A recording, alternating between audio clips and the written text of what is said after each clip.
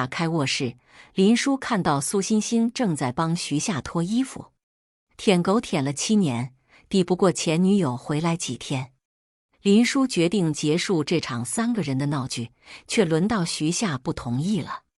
林叔看着跪在门口求复合的徐夏，心无波澜地叫他滚。大家好，开始今天的分享之前，希望你能给人间烟火点个订阅，我将会分享更多优质的内容。世界上最远的距离，是我爱你，而你装作不知道。林叔有多爱徐夏呢？从在一起的第1天开始，他一共求过88次婚。上个月，他终于答应了。可是没过几天，他的白月光苏欣欣就从澳洲回来了。林叔还没从求婚成功的喜悦中回过神来，他们就已经在同学聚会中出双入对。别走，求你！满身酒气、不省人事的徐夏躺在林叔旁边说着胡话。该感谢他还愿意回来，说不上是伤心还是失望。林叔突然感到厌倦，提心吊胆了7年的事情终于发生了。当年徐夏因为苏欣欣出国闹得多疯狂，巨大的校友都看到了。那时林叔怕他出事，每晚跟在他身后，他正眼都没看过他。他的兄弟们劝他别白费心思，林叔没听。有一天晚上，他突然回过头来，抱住一头撞上来的林叔，疲倦又压抑，在一起吧。这对于林叔来说，堪比火星撞地球。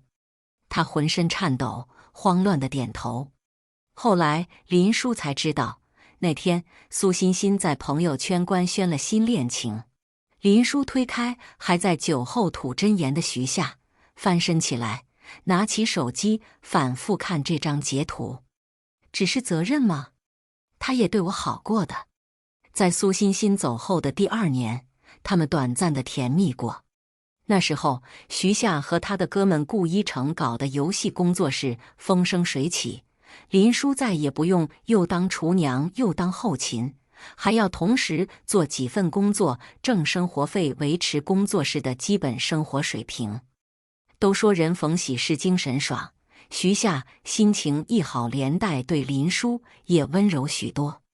他永远记得2个人躺在沙发上规划未来的样子，他笑着吻她，说老婆，我爱你。他们还一起去了很多地方旅游，傻乎乎的在沙滩上各自表白。那时候，就算与朋友一起吃个饭，林叔也能感觉到他的眼神都在自己身上。后来，大概是2年后，工作室被同行陷害，差点破产。林叔把爸妈给他买的房子卖了，给他填了坑，才逐渐好转。只是从那以后，徐夏又故态复萌，日常冷暴力。打开与他的聊天记录，绿油油的一片，通常是林叔发10句，他才回复一个或忙或随便。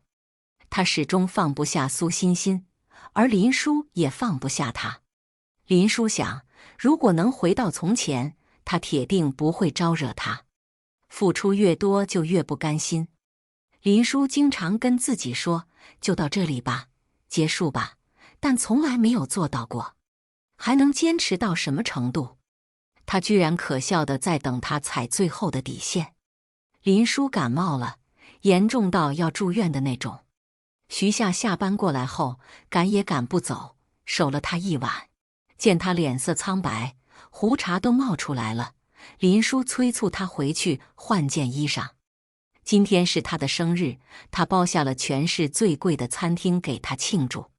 徐夏一开始不愿意走，看到林叔挣扎着要起来，才不情不愿地去了。他有时候心血来潮就会装作很深情的样子，把林叔骗得团团转。但这次林叔不怎么信了。到了晚上，稍退了一些，林叔还是没忍住，去了餐厅。他就知道他不该去。他看到苏欣欣挽着徐夏的手，像女主人一样在人群中碰杯谈笑。穿着病号服的他，像个小丑一样站在门口，看这群人觥筹交错。再过5分钟就是10点，他亲手做的3层巧克力大蛋糕会被推上来。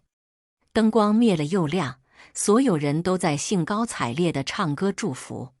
徐夏亲手把切蛋糕的刀递给了苏欣欣，温柔的眼神足以令全场的小姑娘迷醉。苏欣欣娇羞的推辞，但徐夏还是耐心地把刀递到她面前，眼带笑意，动作温柔，是林叔从没见过的宠溺。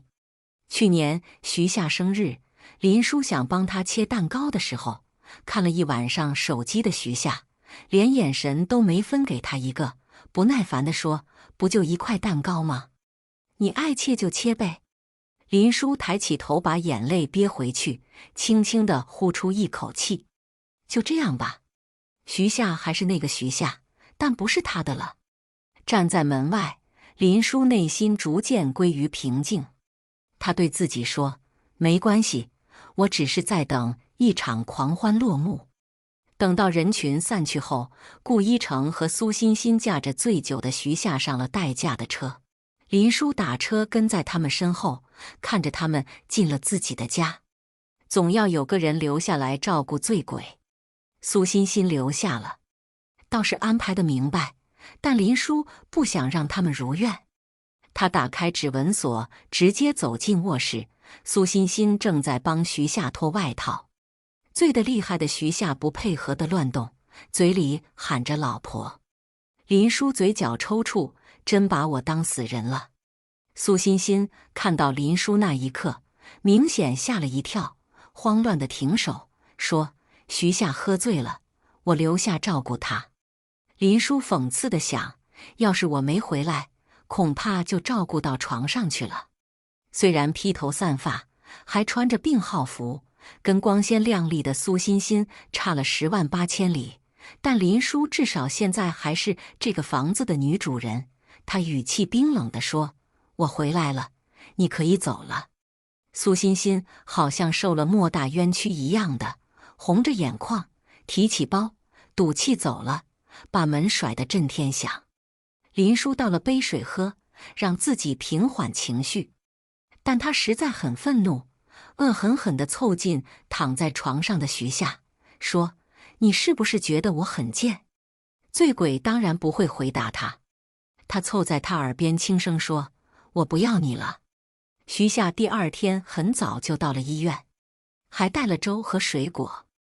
林叔试图从他脸上寻找一丝心虚，直到他不解地问：“看什么？”林叔收回眼神，说：“没什么。饿了吧？快来把粥喝了，我一大早起来熬的。”徐夏又倒了粥，喂到林叔在嘴边。林叔张嘴喝了，两人什么事情没做过，没啥好矫情的，只是心里一直在盘算工作的事。目前手里还有一个项目，需要一段时间的交接。等林叔好的差不多快出院的时候，小何打电话给他说，顾总让他回公司开会。林叔大学学的是动画设计专业，有段时间徐夏工作室穷到请不起动画设计师，林叔临危受命，肩上挑起了好几个案子。直到现在，一下工作室几款大火的游戏都是林叔的画风。后来工作室渐渐起色，林叔就挂了个设计总监的虚名，只是关键环节把关，平时也不去公司了。这次因为设计稿被否了太多次，他才亲自上阵。一下工作室在市中心租了2层写字楼，在游戏行业也响当当地有名。只是林叔这个徒有虚名的设计总监，除了无条件投入了2年的所有收入和一套市区大平层，没有拿到过1分钱。这是他时隔半年再次踏入工作室，同事们投来的眼光有些怪异。动画设计部的小何、小贾看着林叔，欲言又止。林叔摸摸自己的脸，出门化了妆，脸色应该没那么差。等到他走进会议室，才知道他的位子被别人占了。这个人不是别人，正是徐夏的白月光苏欣欣。这次会议由新来的设计总监苏欣欣苏总主持。听到顾一成的话，林叔突然明白同事们的眼神了，那里面明晃晃的全是同情。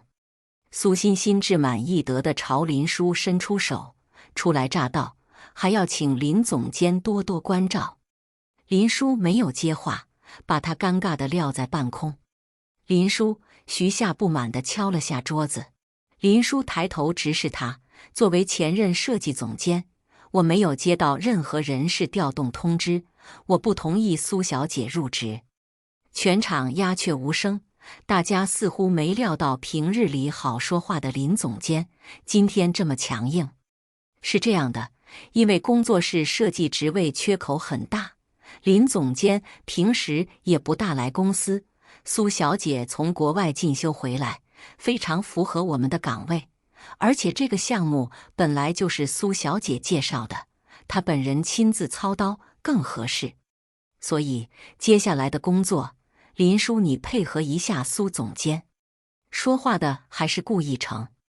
林叔心里冷笑，苏欣欣介绍的，也就是说他们跟苏欣欣一直有联系，而且还有工作上的往来，只有自己被蒙在鼓里。尽管一开始就知道徐夏的这些哥们都是苏欣欣的忠实拥趸，无论再怎么讨好，自己也没能入得了他们的眼。他们对自己一贯是鄙夷不屑，就算有事相求，也永远高高在上。但当事实惨烈地摆在眼前的时候，他依然狠狠地难受了。别人的态度他都可以不计较，但是林叔把目光投向徐夏，对方心虚地避开了他的视线。旁边的苏欣欣则一脸戏谑。最后一道防线彻底崩溃，林叔突然什么都不想说了，提起包转身就走。他一手创立，创造了游戏市场无数辉煌的设计部，悄无声息变成了别人的。7年的付出，换来了狼狈不堪的退场。一下工作室的招牌在太阳下熠熠生辉，仿佛在嘲笑他眼盲心瞎。徐夏的电话不停地打来，见他没接，微信的提示音又不断地响起，直接静音，倒扣在茶几上。林叔在衣帽间拖出一个行李箱，拿了几件衣服，把自己的电脑、身份证收进去，再到床头柜里拿出另外一枚徐夏根本就没戴过的订婚戒指，比出差还轻装地出门了。去机场的路上，林叔决定先去西藏玩一趟。他一直想去的，只是徐夏一直推脱没时间。高原的雨淋在身上很凉，林叔跟在一个朝圣的人身后，看他3步一拜。休息的时候，林叔把包里的饼干和干净矿泉水供养给他。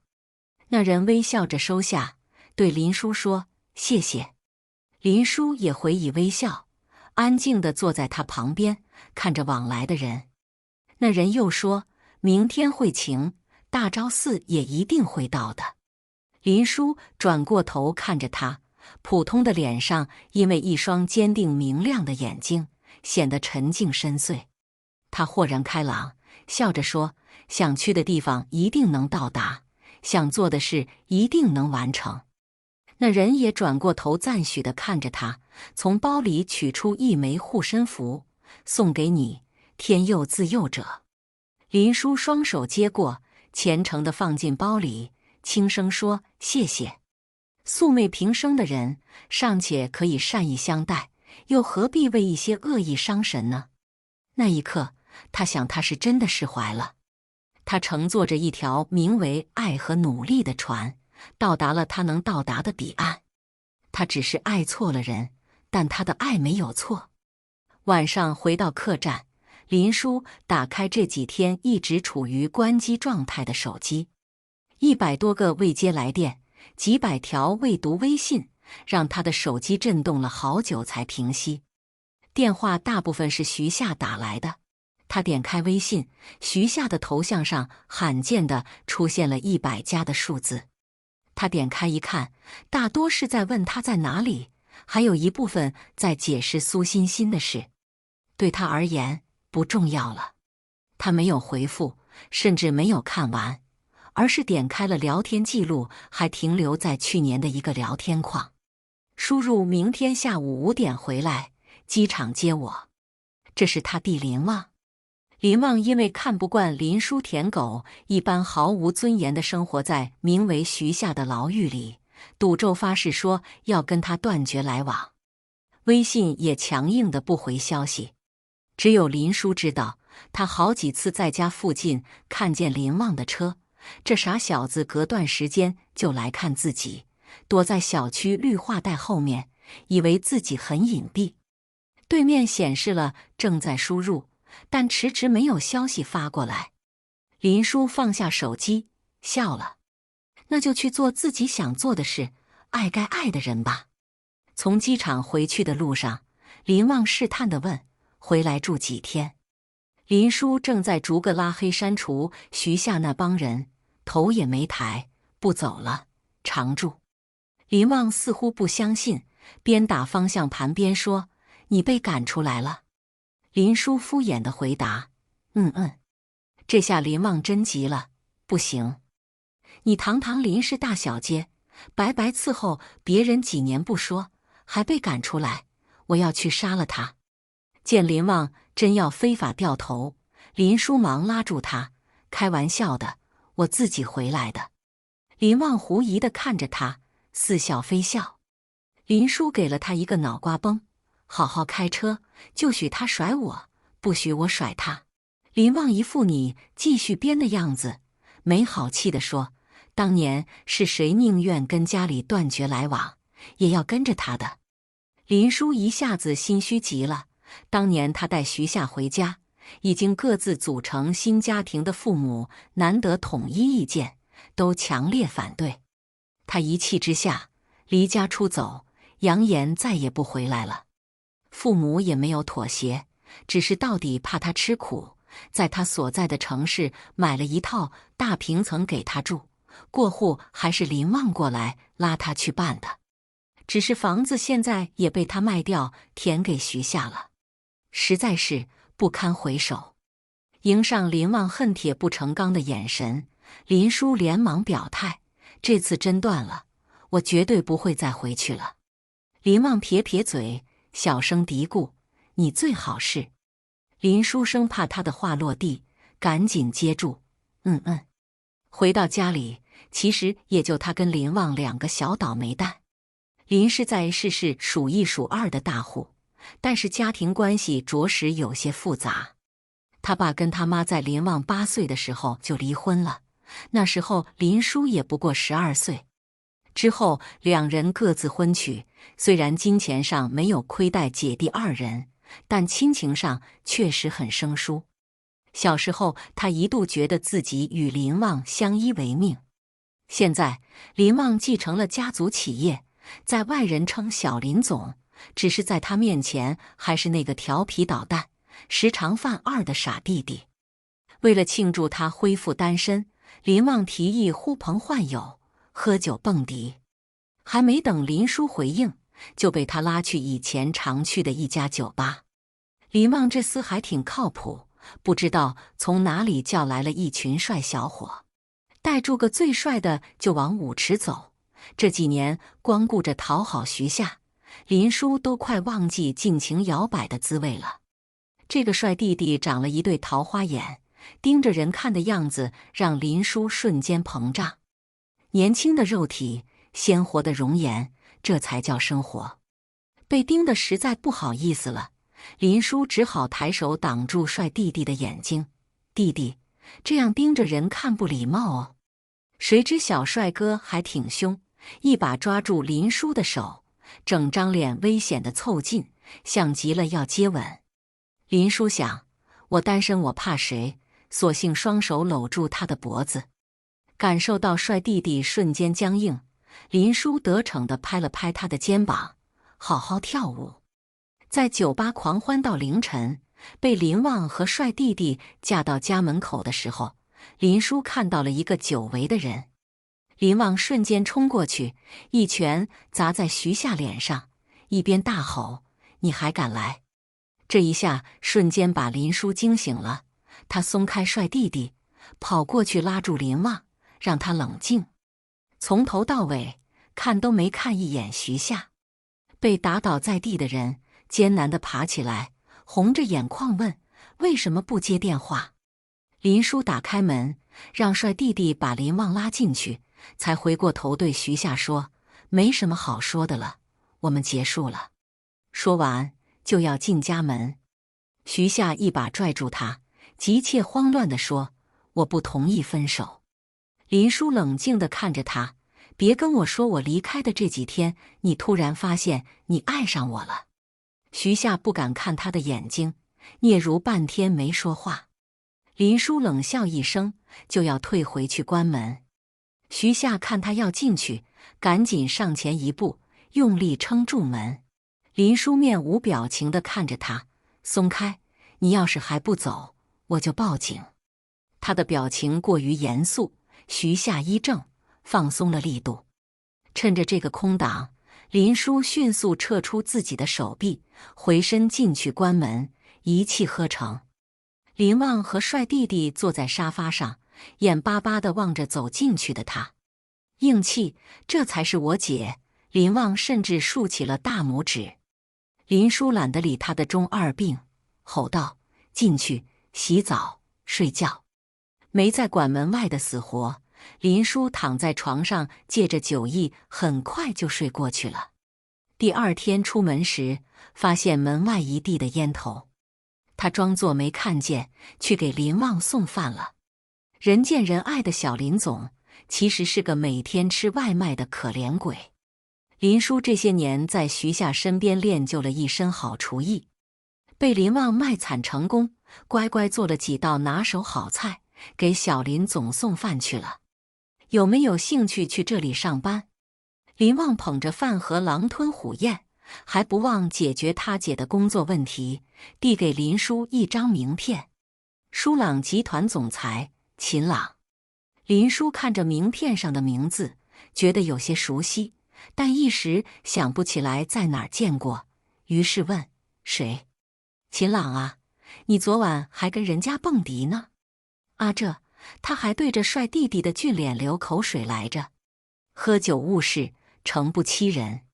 秦朗可问了我好多次了，这家伙从小学开始就惦记你了。”“什么叫从小学开始？他什么时候认识这号人物了？”“我就说你记性不好。那一年，秦朗他爸带他来我家玩，我们仨偷偷去游泳，秦朗那傻逼差点淹死，你把他捞上来的。原来是他，那时候就那么点小，跟现在1米8几的大高个完全不一样啊，这谁认得出？”林叔不服气地辩解：“这跟记性无关，这换了谁也认不出。”林旺揶揄地看着他，亏人家当时听说你谈恋爱了，还自闭了几个月，你居然完全不记得他。林叔难得的脸红了，但是很快又回过神来：“不行不行，我刚失恋，没办法这么快接受新的感情，你别乱点鸳鸯谱。”林旺似乎有些失望，叹了口气：“天下男人多的是，你别一棵歪脖子树上吊死了。”林叔敲了下他的头：“你多关心关心自己吧，像个小老头一样，小心讨不到老婆。你开玩笑，想嫁我小林总的女人，从这里排队到外滩。行了行了，吃你的吧，我走了。”林叔走出林氏大门，抬头就看到秦朗走过来。他微微叹口气，这一旦知道对方对自己有意思，还持续好多年，就突然不对劲起来。其他的不说，尴尬呀。林叔姐，秦朗展开一个大大的阳光笑脸。林叔只好露出8颗牙的标准微笑：“你好你好。”秦朗大长腿一迈，几步就走过来，凑近问林叔：“姐，你要回去吗？我送你。”林叔忙摆手：“我开车来的，自己回去就好。”秦朗又说：“那我蹭姐的车，我想去吃姐做的大餐。”林旺那家伙发微信给我炫耀，看着这张可爱帅气的脸，加上莫名的愧疚，林叔实在说不出拒绝的话，就让秦朗跟着回家了。回去的时候又看到徐夏，他脸色苍白，失落地靠在门上，不知道在想什么。让开！林叔低吼一声，对上一双布满血丝的眼睛。老婆！徐夏站直身子，紧张地看着林叔。林叔低头找钥匙，看都不看他，回去找你的苏欣欣吧。徐夏这下急了，抓住他的手臂，慌忙说：“我跟欣欣什么也没有，你相信我。”林叔看了他一眼，冷笑了一声，把手机拿出来，找出苏欣欣发给他的截图，放到徐夏面前。徐夏更急了，拉着林叔的手不仅没松，还加大了力度，慌乱辩解：“是我发的，不过是好多年前的事情了。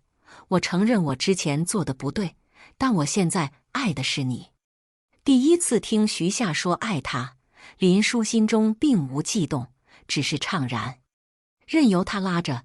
他冷静地说：“你说你爱我，却天天冷暴力我，把我辛苦打拼的职位拱手送人，让人站在我的位置陪在你左右。你做的事情哪一点可以看出你爱我？”徐夏此时方寸大乱，嘴里念叨着对不起，对不起，我只是想我可以养你，你不用出来工作也可以。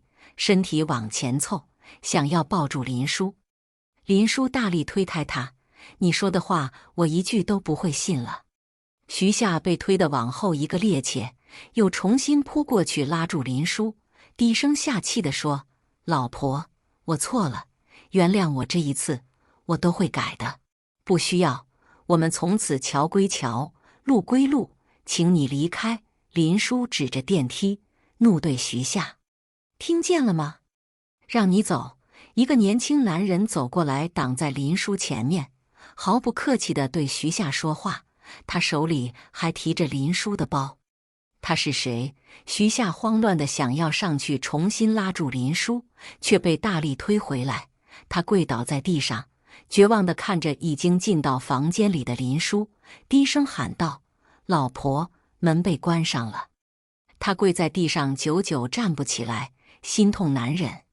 从 C 市到 A 市来的路上，徐夏下定决心，无论如何也要把林叔带回家。那天林叔赌气从公司离开以后，他就一直心神不宁，打了很多电话，发了很多微信，都没有回音，好像有什么东西活生生的从心脏撕裂，一时空洞洞的，一时又堵得难受。苏欣欣在旁边说了一下午新项目的事情，他一个字都没有听进去。在他看来，这是最好的安排，既报答了苏欣欣的帮助，也让林叔可以自由自在，不受工作拘束。只是他还没有做好跟林叔坦白的准备，就被顾一成宣布了。他本来想回去哄一哄就好了，林叔最听话了。但当他看到林叔投过来的掺杂着质问和失望的眼神时，他觉得事情有点失控了。第一反应就是追出去，但是苏欣欣拉住他说，下午要去客户那边开初审会，现在必须把项目细节敲定。他还是拒绝不了苏欣欣，这是他年少时的执着。一整个下午都跟苏欣欣在一起，但他满脑子都是林书林走时绝望的样子。晚上走进小区，他先有的退缩了。他害怕再一次看到林叔充满悲伤和绝望的眼神。第一次面对这种棘手的情况，他有些无措。打开门，房里一片黑暗。平时林叔总会开着一盏暖光灯，坐在沙发上等他。有时候太晚了，就睡在上面。他说过很多次让他去床上睡，不要感冒，他都不听。后来他就不说了，因为他其实很享受有人等他回家的感觉。打开灯，没有人，卧室、厨房、洗手间，甚至阳台都不见踪影。他坐到沙发上，看见茶几上泡着养生茶的透明茶壶泛着茶叶特有的黄色的光。他突然就放心了，林叔怎么舍得离开？他一定会回来的，他只需要等待。只是一连过去好几天，林叔一点消息都没有。他打了很多电话，对方无一例外是关机。他又发微信解释苏欣欣的事情，但说来说去，自己也绕不清楚。这么多年的执着，他已经习惯追逐苏欣欣，要他彻底划清界限，他做不到。只是时间越长，他就越是疯狂思念林叔，心脏难受，头也难受，呼吸困难。他越来越确定自己爱上了林叔，一旦确定心意，他就再也按捺不住，直奔林叔在世的家。他本来以为只要自己放下身段，好好哄一哄，林叔就会乖乖的回来。但是第一眼看到林叔，他就知道有些东西可能回不去了。他从来没有用那么冷漠的眼神看过他，仿佛没有一丝丝情意。他不答应，他就一直蹲在门口。林叔来来去去，连一个眼神都没有分给过他。到第3天，在他晕过去之前，顾一成过来把他拖走了。躺在病床上，他心里反反复复只有一个林叔，只是林叔已经不要他了。在世的日子还算可以，托林旺的福，林叔暂时没有上班，尽情享受大小街的生活。没想到顾一成会来找他，他说徐夏出了车祸，在医院不肯输液，希望林叔去看看他。林叔一口回绝了，有苏欣欣在，要他去干什么？顾一成说，徐夏一直以为那年工作室出事，给他汇了300万的是苏欣欣。林叔诧异地抬头，那年他偷偷跟财务交接的，顾一成怎么会知道？顾一成看出了他的疑惑，继续说，300万不算小数目，而且那时候形势严峻，我担心有诈，就让人调查了一下。那次钱汇过来，徐夏给苏欣欣打电话，问是不是他帮忙的，苏欣欣没有否认。你知道，我一直以为都觉得他们俩很遗憾，总归还是希望他们俩好，就没有去戳破。林叔看着顾一成，只觉得十分好笑，还真是为徐夏着想的好哥们。顾一成看出林叔的讽刺，沉默了一会，然继续说，前几天清点账目的时候，不知道怎么被徐夏看到了汇款单，他当时疯了似的要来找你，拦都拦不住，结果就出了车祸，人当场就昏过去了，就是救回来了，但他不肯配合治疗，我想他应该是想见你。顾一成看着林叔始终没什么表情的脸，心中知道这事很可能不成了。他以前看不起林叔，觉得他是不识好歹，明知徐夏有喜欢的人还要硬凑上来。他根本没拿真正看过林叔，好多次出言讽刺，尽管他为工作室尽心尽力。现在他才知道不识好歹的是自己。只是林叔早就不在意了，他没有去看徐夏。过去的事情再纠缠只会徒增烦恼，不如向前看。再次见到徐夏是在小何的婚礼上。小何是林叔在一下工作室一手提拔上来的人才，他发请柬来，一再的邀请，希望林叔能到场。林叔本来是不打算去的，去了难免会碰上徐夏那帮人。林旺说，你怕什么？你没做亏心事，应该是他们羞愧才是。倒也不必羞愧，只是这些话增添了林叔面对过去的勇气。他还是去了，在秦朗的陪同下，小何娶了一个温柔大方的姑娘，两人一看就很般配。林叔亲手将一对上好的翡翠送给了新人，并祝他们白头到老，百年好合。离开的时候，在门口遇到了徐夏，他整个人瘦了许多，精神状态不是很好。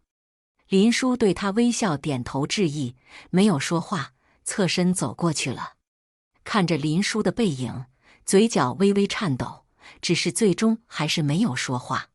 听小何说，苏欣欣回澳洲去了。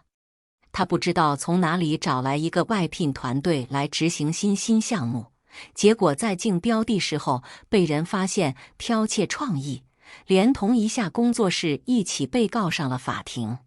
一下工作室赔了不少钱不说，在业界的名声彻底毁了。林叔听后只是淡淡一笑，这些早已与他无关了。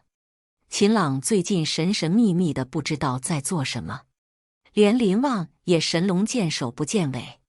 林叔气得跳脚，他最近迷上了摄影，这2个县城的长腿模特一个也抓不着，陆续的 PO 了一些摄影作品到微博上，居然有官方邀请他去拍摄杂志封面。林大小姐对于娱乐明星向来不感兴趣，拍摄过程中却难免听到各种八卦。你们听说了吗？舒朗集团的小秦总昨天被拍到买婚戒，他可是总裁界的天才呀，不知道便宜了哪个小狐狸精。某清纯女星没想到私底下是个八卦精，拍摄的空隙还在跟他的助理激情吃瓜。我也看到了，在线塌房。林叔抬头看了一眼，化妆师也加入了，2位迅速成为冤种好姐妹。秦朗，林叔听到的时候，心里隐隐的失落，不是说喜欢自己吗？这么快就要结婚？虽然说2人之间并没有发展出更亲密的关系，但一段时间相处下来，他对秦朗颇为赞赏。他并不会整天跑来刷存在感，可是只要他稍微有点 emo， 就会及时出现，要么带来一些林叔找了好久也没买到的动漫手办，要么就开车去各种小巷子里带他吃充满烟火味的美食，要么就静静地陪着他坐一下午，在他需要的时候适时地递上一杯温水，一碟甜点。当然，这其中林旺这个通讯员功不可没。他逐渐的有点贪恋这种温暖。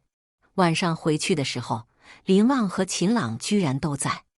林叔扔下包，一声不吭就回房了，留下2人面面相觑，不知道哪里惹了祖宗。带住个最帅的就往舞池走。这几年光顾着讨好徐夏，林叔都快忘记尽情摇摆的滋味了。这个帅弟弟长了一对桃花眼，盯着人看的样子让林叔瞬间膨胀。年轻的肉体，鲜活的容颜，这才叫生活。被盯得实在不好意思了，林叔只好抬手挡住帅弟弟的眼睛。弟弟，这样盯着人看不礼貌哦。谁知小帅哥还挺凶，一把抓住林叔的手，整张脸危险地凑近，像极了要接吻。林叔想，我单身我怕谁，索性双手搂住他的脖子。感受到帅弟弟瞬间僵硬，林叔得逞地拍了拍他的肩膀，好好跳舞。在酒吧狂欢到凌晨，被林旺和帅弟弟架到家门口的时候，林叔看到了一个久违的人。林旺瞬间冲过去，一拳砸在徐夏脸上，一边大吼：“你还敢来！”这一下瞬间把林叔惊醒了，他松开帅弟弟，跑过去拉住林旺，让他冷静。从头到尾看都没看一眼徐夏。被打倒在地的人艰难地爬起来，红着眼眶问：“为什么不接电话？”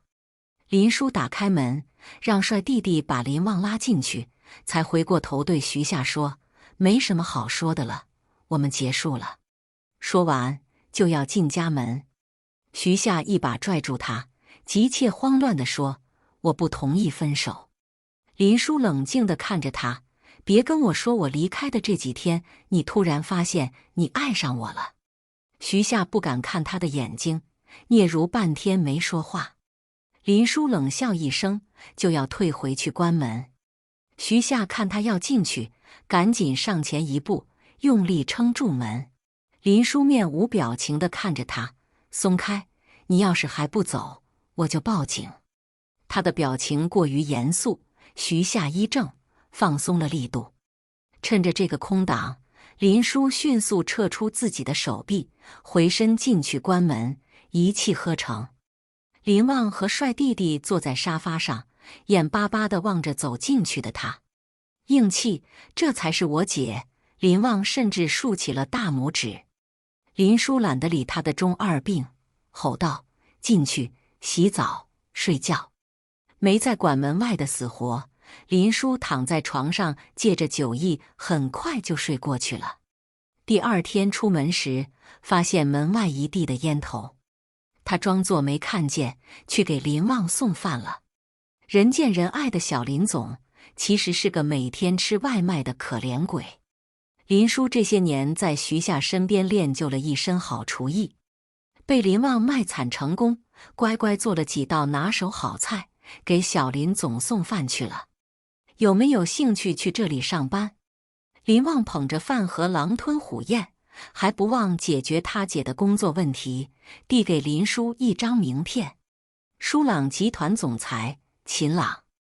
林叔看着名片上的名字，觉得有些熟悉，但一时想不起来在哪儿见过，于是问：“谁？”“秦朗啊，你昨晚还跟人家蹦迪呢。”“啊这。”他还对着帅弟弟的俊脸流口水来着。喝酒误事，诚不欺人。秦朗可问了我好多次了，这家伙从小学开始就惦记你了。什么叫从小学开始？他什么时候认识这号人物了？我就说你记性不好。那一年，秦朗他爸带他来我家玩，我们仨偷偷去游泳，秦朗那傻逼差点淹死，你把他捞上来的。原来是他，那时候就那么点小，跟现在1.8米几的大高个完全不一样啊，这谁认得出？林叔不服气地辩解，这跟记性无关，这换了谁也认不出。林旺揶揄地看着他，亏人家当时听说你谈恋爱了，还自闭了几个月，你居然完全不记得他。林叔难得的脸红了，但是很快又回过神来，不行不行，我刚失恋，没办法这么快接受新的感情，你别乱点鸳鸯谱。林旺似乎有些失望，叹了口气，天下男人多的是，你别一棵歪脖子树上吊死了。林叔敲了下他的头，你多关心关心自己吧，像个小老头一样，小心讨不到老婆。你开玩笑，想嫁我小林总的女人，从这里排队到外滩。行了行了，吃你的吧，我走了。林叔走出林氏大门，抬头就看到秦朗走过来。他微微叹口气，这一旦知道对方对自己有意思，还持续好多年，就突然不对劲起来。其他的不说，尴尬呀。林叔姐，秦朗展开一个大大的阳光笑脸。林叔只好露出8颗牙的标准微笑。你好你好。秦朗大长腿一迈，几步就走过来，凑近问林叔：“姐，你要回去吗？我送你。”林叔忙摆手：“我开车来的，自己回去就好。”秦朗又说：“那我蹭姐的车，我想去吃姐做的大餐。”林旺那家伙发微信给我炫耀，看着这张可爱帅气的脸，加上莫名的愧疚，林叔实在说不出拒绝的话，就让秦朗跟着回家了。回去的时候又看到徐夏，他脸色苍白，失落地靠在门上，不知道在想什么。让开！林叔低吼一声，对上一双布满血丝的眼睛。老婆！徐夏站直身子，紧张地看着林叔。林叔低头找钥匙，看都不看他，回去找你的苏欣欣吧。徐夏这下急了，抓住他的手臂，慌忙说：“我跟欣欣什么也没有，你相信我。”林叔看了他一眼，冷笑了一声，把手机拿出来，找出苏欣欣发给他的截图，放到徐夏面前。徐夏更急了，拉着林叔的手不仅没松，还加大了力度，慌乱辩解：“是我发的，不过是好多年前的事情了。我承认我之前做的不对，但我现在爱的是你。第一次听徐夏说爱他，林殊心中并无悸动，只是怅然，任由他拉着。他冷静地说：“你说你爱我，却天天冷暴力我，把我辛苦打拼的职位拱手送人，让人站在我的位置陪在你左右。你做的事情哪一点可以看出你爱我？”徐夏此时方寸大乱，嘴里念叨着对不起，对不起，我只是想我可以养你，你不用出来工作也可以。身体往前凑，想要抱住林殊。林殊大力推开他：“你说的话我一句都不会信了。”徐夏被推得往后一个趔趄，又重新扑过去拉住林殊，低声下气地说：“老婆，我错了，原谅我这一次，我都会改的。不需要，我们从此桥归桥，路归路，请你离开。”林殊指着电梯，怒对徐夏：“听见了吗？让你走。”一个年轻男人走过来，挡在林殊前面，毫不客气地对徐夏说话，他手里还提着林殊的包。他是谁？徐夏慌乱地想要上去重新拉住林殊，却被大力推回来。他跪倒在地上，绝望地看着已经进到房间里的林殊，低声喊道：“老婆！”门被关上了。他跪在地上，久久站不起来，心痛难忍。从 C 市到 A 市来的路上，徐夏下定决心，无论如何也要把林殊带回家。那天林殊赌气从公司离开以后，他就一直心神不宁，打了很多电话，发了很多微信，都没有回音，好像有什么东西活生生的从心脏撕裂，一时空洞洞的，一时又堵得难受。苏欣欣在旁边说了一下午新项目的事情，他一个字都没有听进去。在他看来，这是最好的安排，既报答了苏欣欣的帮助，也让林殊可以自由自在，不受工作拘束。只是他还没有做好跟林殊坦白的准备，就被顾一成宣布了。他本来想回去哄一哄就好了，林殊最听话了。但当他看到林殊投过来的掺杂着质问和失望的眼神时，他觉得事情有点失控了。第一反应就是追出去，但是苏欣欣拉住他说，下午要去客户那边开初审会，现在必须把项目细节敲定。他还是拒绝不了苏欣欣，这是他年少时的执着。一整个下午都跟苏欣欣在一起，但他满脑子都是林殊临走时绝望的样子。晚上走进小区，他先有的退缩了。他害怕再一次看到林殊充满悲伤和绝望的眼神。第一次面对这种棘手的情况，他有些无措。打开门，房里一片黑暗。平时林殊总会开着一盏暖光灯，坐在沙发上等他。有时候太晚了，就睡在上面。他说过很多次让他去床上睡，不要感冒，他都不听。后来他就不说了，因为他其实很享受有人等他回家的感觉。打开灯，没有人，卧室、厨房、洗手间，甚至阳台都不见踪影。他坐到沙发上，看见茶几上泡着养生茶的透明茶壶泛着茶叶特有的黄色的光。他突然就放心了，林殊怎么舍得离开？他一定会回来的，他只需要等待。只是一连过去好几天，林殊一点消息都没有。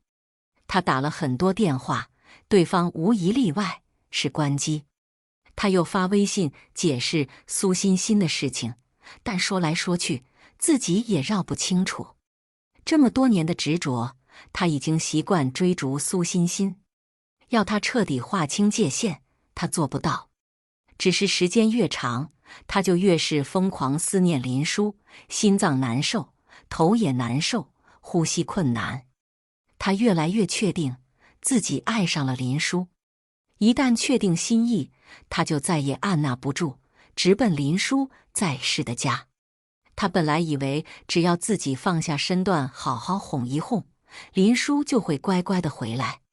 但是第一眼看到林殊，他就知道有些东西可能回不去了。他从来没有用那么冷漠的眼神看过他，仿佛没有一丝丝情意。他不答应，他就一直蹲在门口。林叔来来去去，连一个眼神都没有分给过他。到第3天，在他晕过去之前，顾一成过来把他拖走了。躺在病床上，他心里反反复复只有一个林叔，只是林叔已经不要他了。在世的日子还算可以，托林旺的福，林叔暂时没有上班，尽情享受大小街的生活。没想到顾一成会来找他，他说徐夏出了车祸，在医院不肯输液，希望林叔去看看他。林叔一口回绝了，有苏欣欣在，要他去干什么？顾一成说，徐夏一直以为那年工作室出事，给他汇了300万的是苏欣欣。林叔诧异地抬头，那年他偷偷跟财务交接的，顾一成怎么会知道？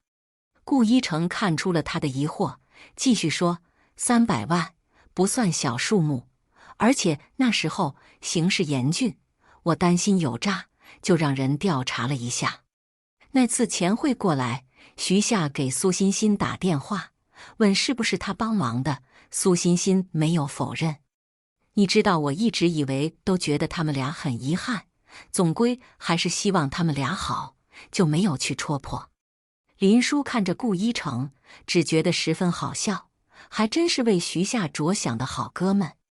顾一成看出林叔的讽刺，沉默了一会，然继续说，前几天清点账目的时候，不知道怎么被徐夏看到了汇款单，他当时疯了似的要来找你，拦都拦不住，结果就出了车祸，人当场就昏过去了，就是救回来了，但他不肯配合治疗，我想他应该是想见你。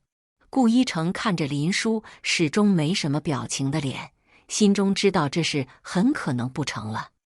他以前看不起林叔，觉得他是不识好歹，明知徐夏有喜欢的人还要硬凑上来。他根本没拿真正看过林叔，好多次出言讽刺，尽管他为工作室尽心尽力。现在他才知道不识好歹的是自己。只是林叔早就不在意了，他没有去看徐夏。过去的事情再纠缠只会徒增烦恼，不如向前看。再次见到徐夏是在小何的婚礼上。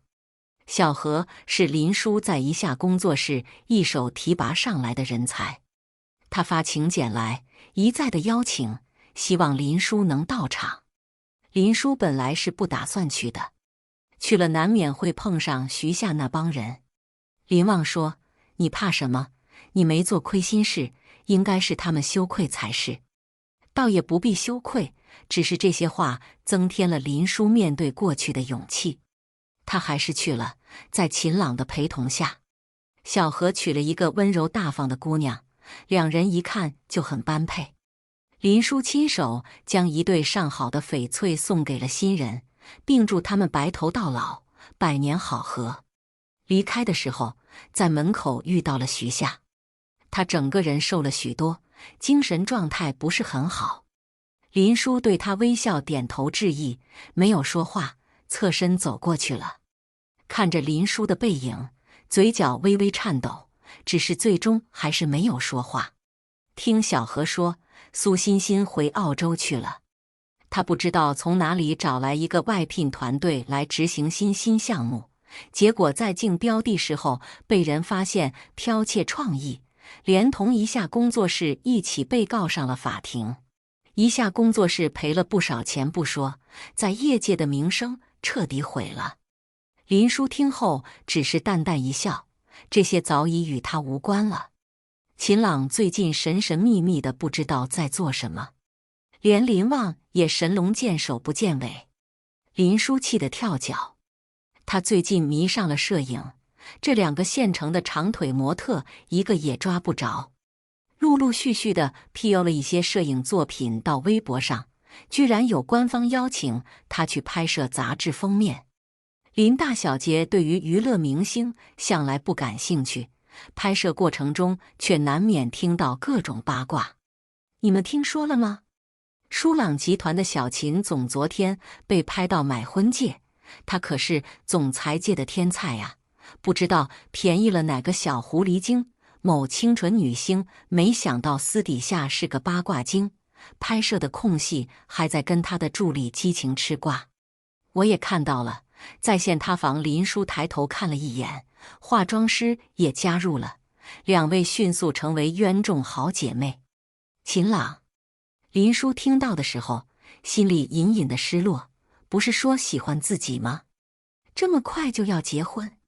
虽然说两人之间并没有发展出更亲密的关系，但一段时间相处下来，他对秦朗颇为赞赏。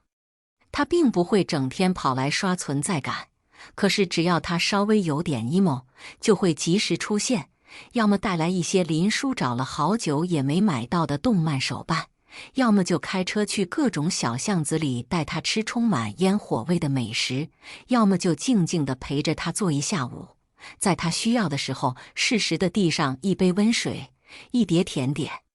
当然，这其中林旺这个通讯员功不可没。